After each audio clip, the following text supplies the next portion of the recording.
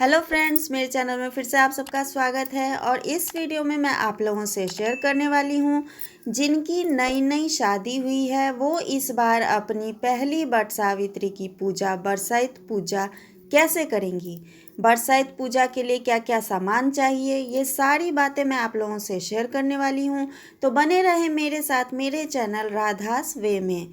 दोस्तों, जिनकी नई नई शादी हुई है और उनकी ये पहली वट सावित्री पूजा है, तो अगर वो मायके में हैं तो पूजा का सारा सामान कपड़े वगैरह उनके ससुराल से ही आएंगे, अगर वो मायके में हैं तो।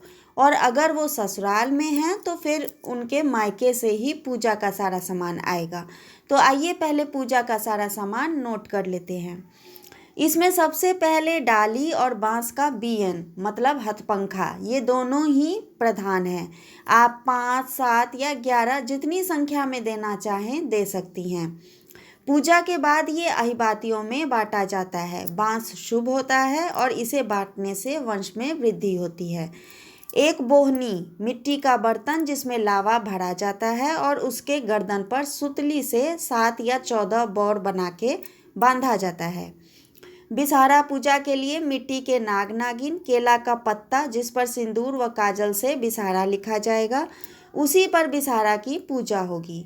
चना और मूंग फूले हुए, अहिबात, सुतली, कच्चा सूत, छाता, फूलडाली साझी जिसमें कन्या पुत्रा रखा जाएगा, उसी में एक सिंदूर की गड्डी भी कन्या का सिंदूर दान करने के लिए। कन्या पुत्रा का मतलब समझ ही गए होंगे, गुड्डा गुड्डी, जो कि आजकल बाजार में भी आसानी से मिल जाते हैं अगर आप कपड़े से नहीं बना पाते तो।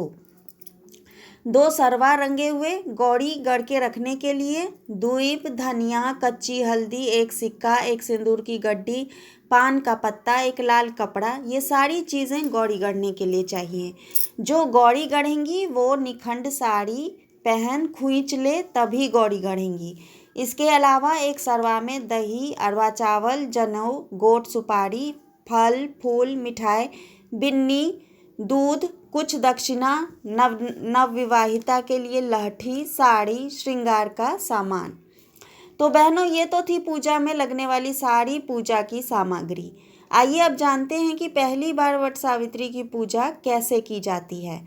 दोस्तों, वट सावित्री की पूजा से एक दिन पहले ही नवविवाहिता बाल धो के नहाएंगी और अरवा खाना खाएंगी, मतलब प्याज, लहसुन, मसूर दाल ये सब नहीं खाना है। उसी दिन शाम को भगवती गीत के साथ गौड़ी गढ़ा जाएगा। गौड़ी को पान के पत्ते पर एक सिक्के के ऊपर सिंदूर की गड्डी के साथ लाल कपड़े से ढक के भगवती घर में रख देना है। अगले दिन वट सावित्री वाले दिन नवविवाहिता सवेरे उठ नित्य क्रिया से निवृत्त हो स्नान करेंगी और नई साड़ी, लहठी, पूरे 16 श्रृंगार करेंगी। गहने, मांग टिक्का, पैरों में महावर, अलता, मंगलसूत्र और नाक से लेकर मांग तक सिंदूर जरूर करेंगी। भगवती घर में ही साड़ी में खुईंच ले भगवती को प्रणाम कर सिर पर पहले गेलरी रख उस पर बोहनी रखेंगी जिसमें लावा भरा होना होगा।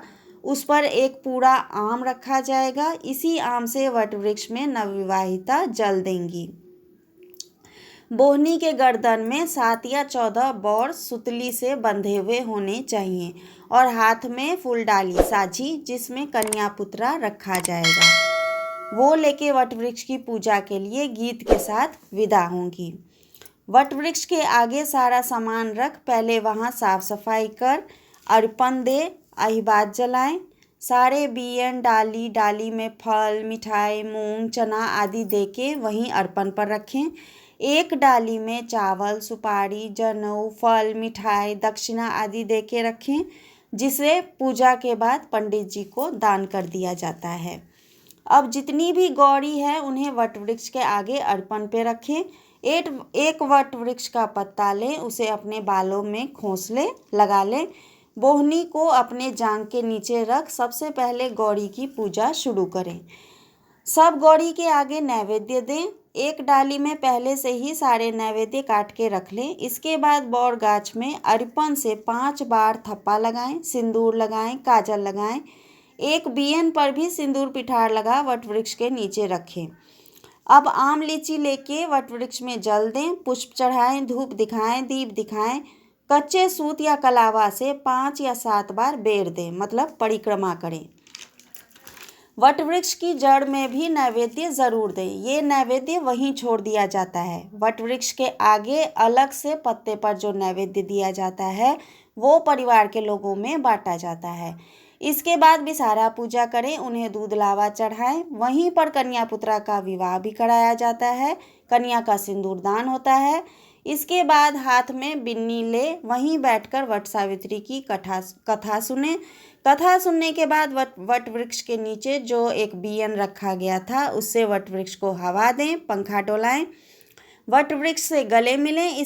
इसके बाद जितने भी नैवेद्य हमने लगाए हैं सबको उत्सर्ग करें। इसके बाद बोहनी में बंधे 7 या 14 बौर को एक एक करके लेते हुए एक बार पीछे फेंकें, फकरा पड़ते हुए, और एक बार आगे फेंकें।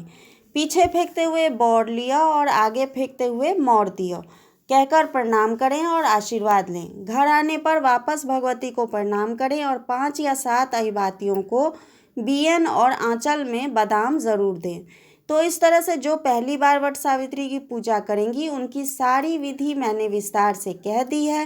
थोड़ी बहुत पूजा करने का तरीका अलग हो सकता है, लेकिन विधि सब जगह एक ही रहती है। वट सावित्री वाले दिन नवविवाहिता एक संध्या करेंगी, मतलब सूर्यास्त से पहले ही खीर वगैरह खा लेना है। फ्रेंड्स, इसके अलावा जो पुरानी हैं वो वट सावित्री की पूजा सिंपल तरीके से कैसे करेंगी इसकी वीडियो भी मेरे चैनल पर उपलब्ध है। आप मेरे चैनल पेज पे जाके या डिस्क्रिप्शन में लिंक दिया है वहाँ से चेकआउट कर सकते हैं। वीडियो अगर अच्छी लगती है तो प्लीज़ एक लाइक और सब्सक्राइब ज़रूर करें।